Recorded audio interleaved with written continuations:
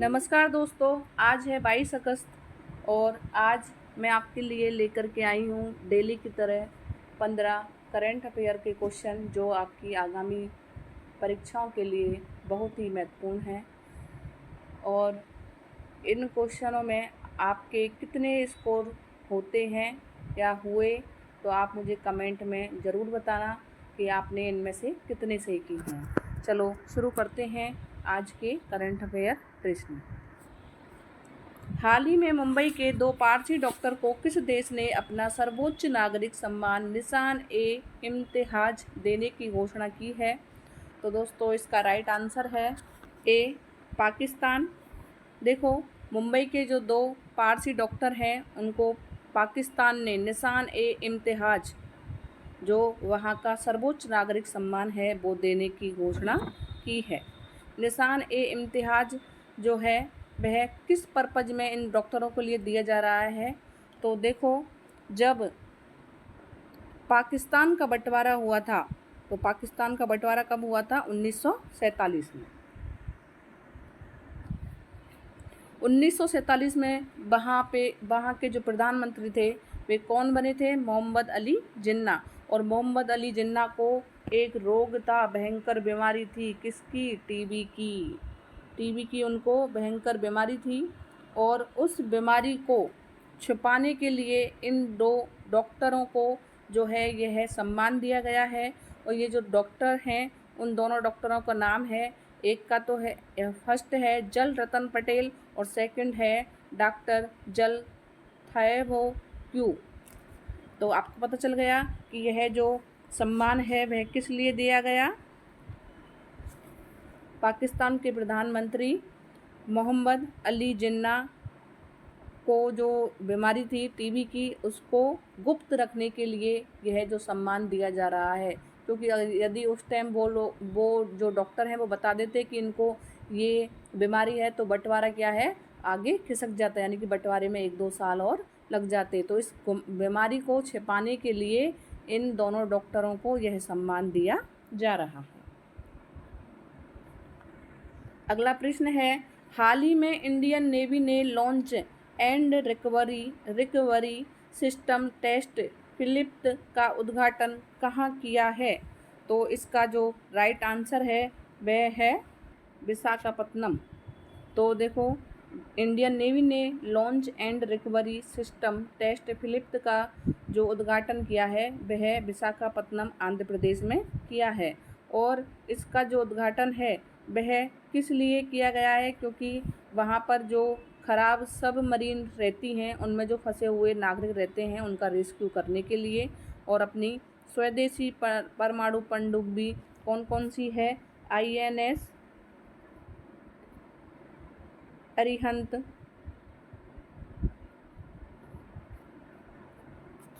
INS Arighat और INS Aridaman.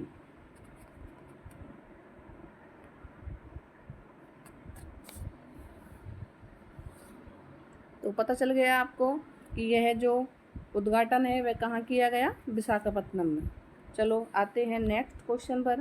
हाल ही में चर्चा में रही belonging a journey of love पुस्तक का संबंध किससे है?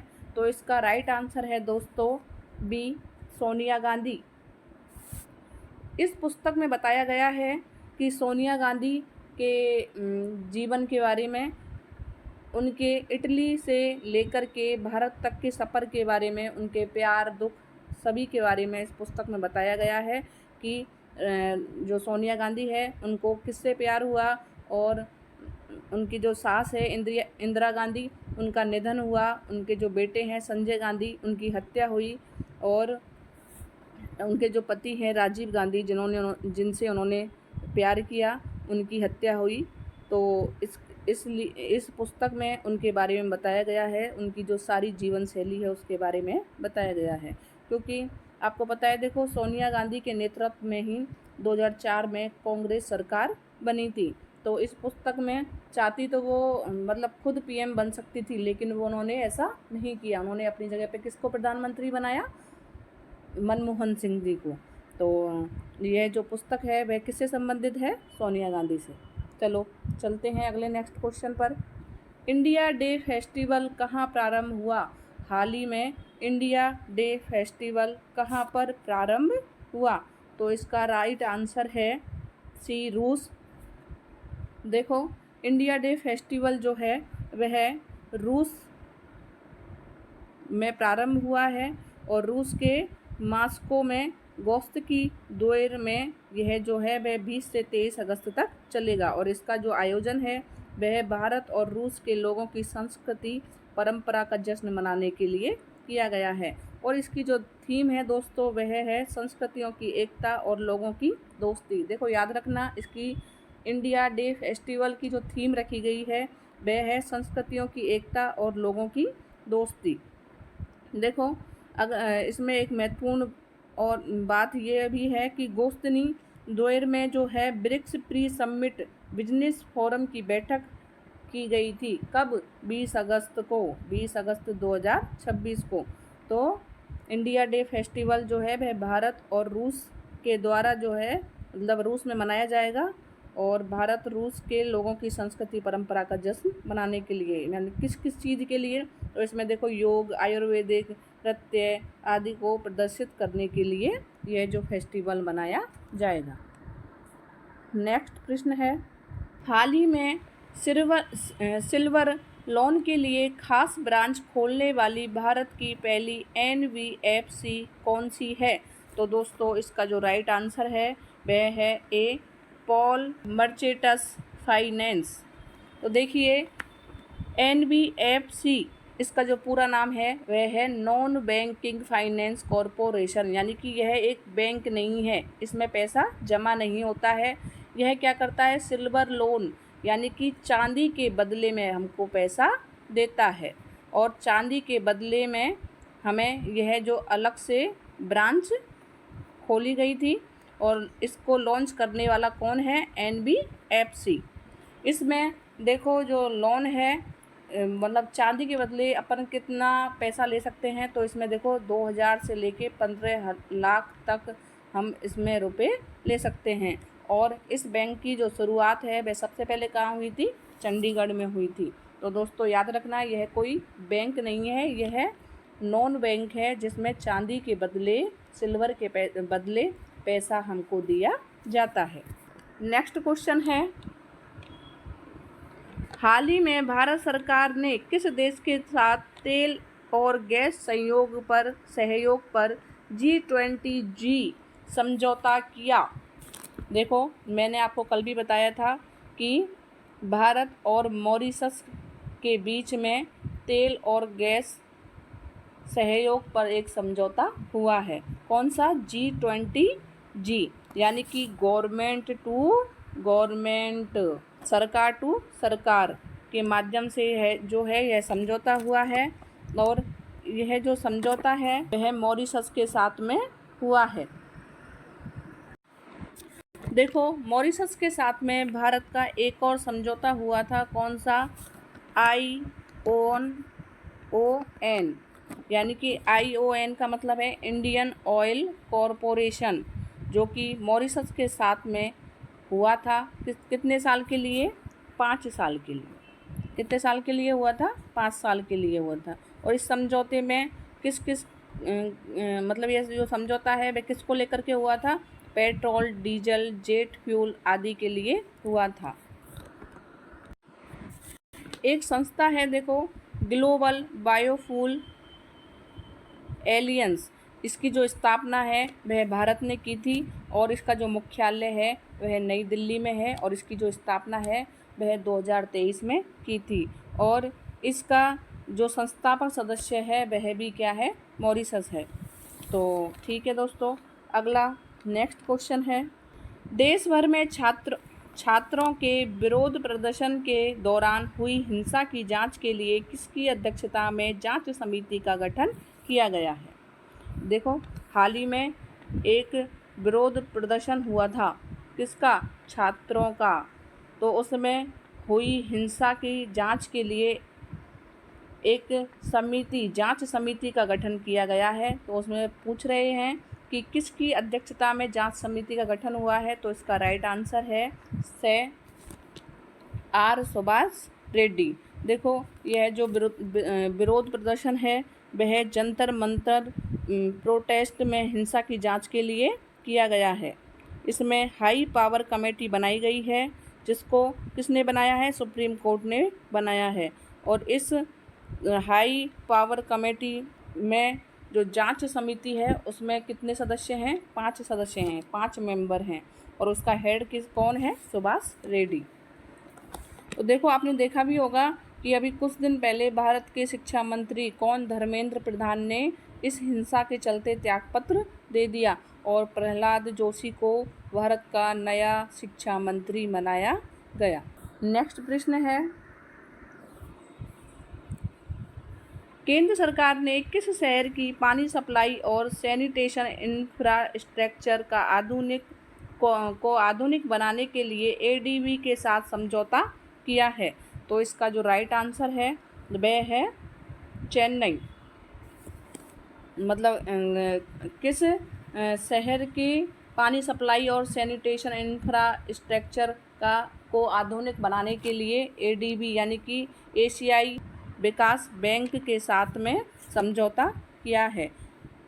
तो वो क्या है? चेन्नई। यानी कि एशियाई विकास बैंक की जो स्थापना है वह 1966 में हुई थी और इसका जो हेड क्वार्टर यानी कि जो मुख्यालय है वह मनीला, फिलीपींस में है। यह जो समझौता है वह चेन्नई में पानी की आपूर्ति और पानी की सप्लाई करने के लिए या सफाई को आधुनिक बनाने के लिए किया गया है, जिसके लिए एडीबी ने हमें $230 मिलियन दिए हैं।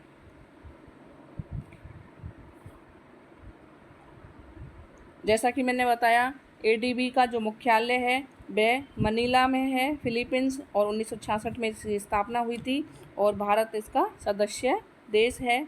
और इसमें जो कुल सदस्य हैं वह है 69। एक बार पीसीएस में यह प्रश्न पूछा गया था कि एडीबी के सदस्य देशों में क्या एशिया के लोग ही हैं? तो ऐसा नहीं है, इसमें Asia plus out of Asia के सदस्य भी शामिल हैं। नेक्स्ट है, केंद्रीय गृह मंत्रालय ने नागरिकता अधिनियम 1955 की धारा 6B के तहत किसे नागरिकता प्रदान करने का अधिकार दिया है? तो इसका जो राइट आंसर है दोस्तों वह है सी, जिला कलेक्टर। देखो, अपने जो भारत की नागरिकता है वह कैसी है? एकल नागरिकता है, जो कि इंग्लैंड से ली गई है। और नागरिकता संबंधी जो अनुच्छेद है वह 5 से 11 है और भाग 2 में दिया गया है। यानी कि जो पहले जो नागरिकता एक्ट जो है उसका अधिकार किसको दिया गया था? संसद को दिया गया था। लेकिन नागरिकता अधिनियम 1955 की धारा 6B के तहत एक संशोधन हुआ था, CAA। कौन सा संशोधन हुआ था? CAA, जो कि नागरिकता संशोधन अधिनियम 2019 में हुआ था।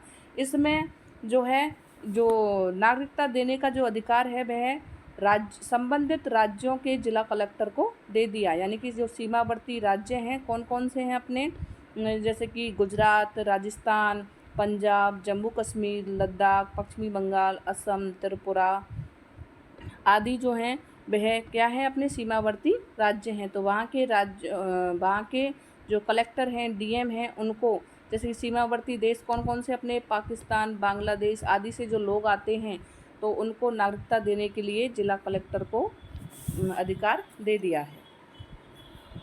नेक्स्ट क्वेश्चन है दोस्तों, हाल ही में किस देश ने हर नागरिक को 30,000 रुपये देने की घोषणा की है? तो इसका जो राइट आंसर है वह है दोस्तों ताइवान। देखो, ताइवान जो है वह अभी जो चल रहा है अपना AI और सेमी कन्वर्टर, इसमें ताइवान क्या है? एक्सपर्ट है, जिससे कि वहाँ पे एक ग्लोबल बूम हुआ था। यानी कि जो ताइवान की अर्थव्यवस्था है उसमें 14% फ़ायदा हुआ था। तो जो ताइवान के राष्ट्रपति हैं कौन? लाई चिंग-ते।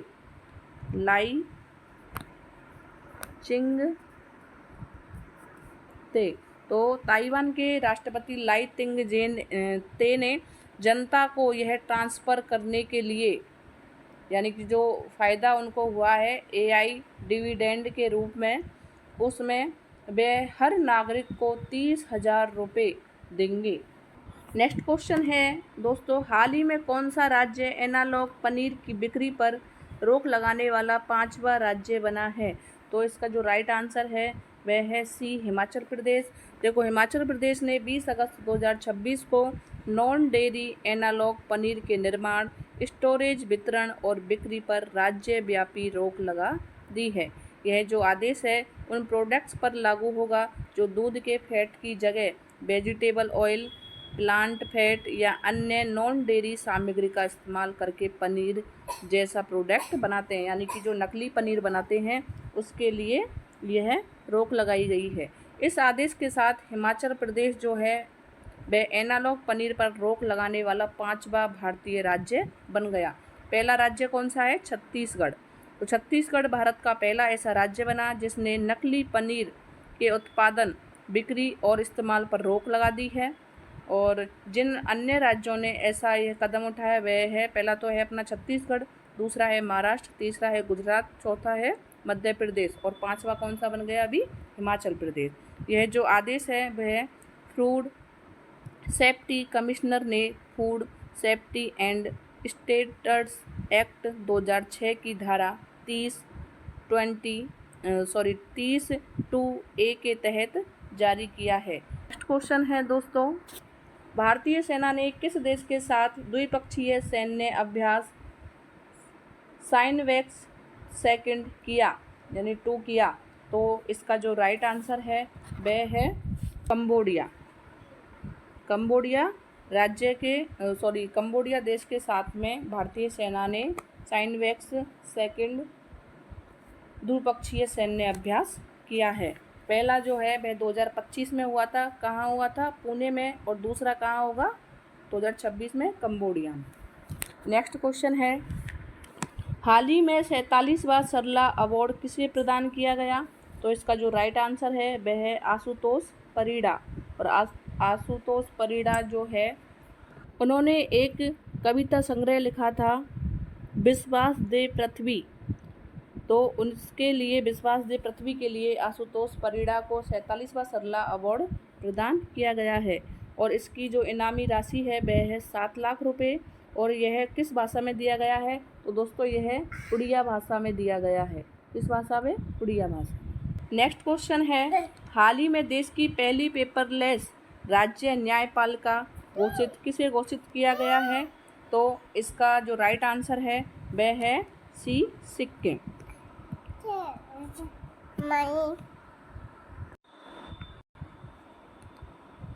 नेक्स्ट है, हाल ही में किस देश के अंदर मेयोन ज्वालामुखी में विस्फोट हुआ है?